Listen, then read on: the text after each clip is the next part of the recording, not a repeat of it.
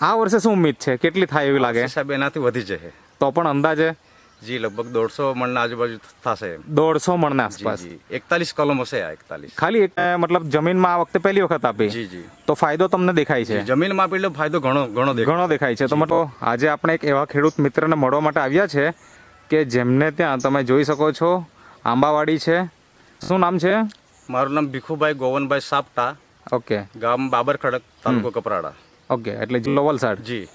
હવે મને જણાવો કે આ આંબાની વાડીમાં ઊભા છે, બરાબર ને? જી. તો કેટલા વર્ષ જૂની આ વાડી છે?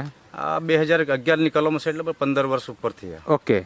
અને ખેડૂત અમુક આ વાડી જોવા આવ્યા સાહેબ. અચ્છા. એ કે 7-8 વાર છાંટી પણ આવું રિઝલ્ટ નહીં મળે. ઓહો, 7-7, 8-8 વખત જી જી. એ લોકોએ દવા અલગ અલગ છાંટી હશે, જી. પણ એનું અત્યારે કોઈ રિઝલ્ટ દેખાતું નથી. નથી એમ. અને તમારી વાડી જોઈ છે એમણે, જોઈ ગયા એ લોકો. એનો મતલબ એ થાય કે એમની વાડીમાં એટલું ઉત્પાદન નથી.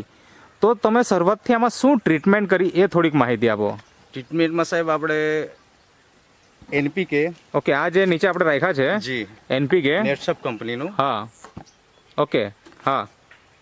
પછી એને ગયા જૂન મહિનામાં, હા, પહેલા વીકમાં વરસાદ થોડો વહેલા હતા ગયા વર્ષે, એટલે જૂન મહિના લગભગ પહેલા જ અઠવાડિયામાં આનું ડ્રિન્ચિંગ કરવું. કેટલી વખત ટ્રીટમેન્ટ આપેલી?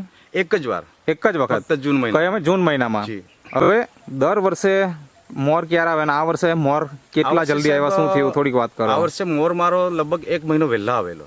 1 મહિનો જલ્દી આવ્યો? બાકી મારી એમ કેરી છે ને દર વર્ષે જૂનના 12 થી 15 તારીખના આજુબાજુ બેડાતી એમ. અચ્છા. પણ આ વર્ષે સમજો ને લગભગ 15-20 દિવસમાં કેરી તૈયાર થઈ જશે. ઓહો, તો આપણે અહીંયા જોઈ શકીએ છીએ આ કે કેરી તો અત્યારે હવે તમે કીધું એમ 10-12 દિવસની અંદર તૈયારી થવાની છે.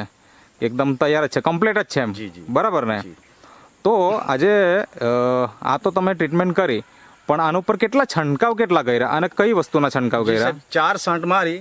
હા. તેમાં આ સ્ટીમરીચ અને બાયો 99. આ જે સ્ટીમરીચ અને બાયો 99, 4 છાંટ. આના કેટલા છંટકાવ કર્યા? 4 છાંટ. ઓકે. પણ આ ડ્રોપિંગનું પ્રમાણ કેવું હતું, મતલબ ખરવાનું પ્રમાણ?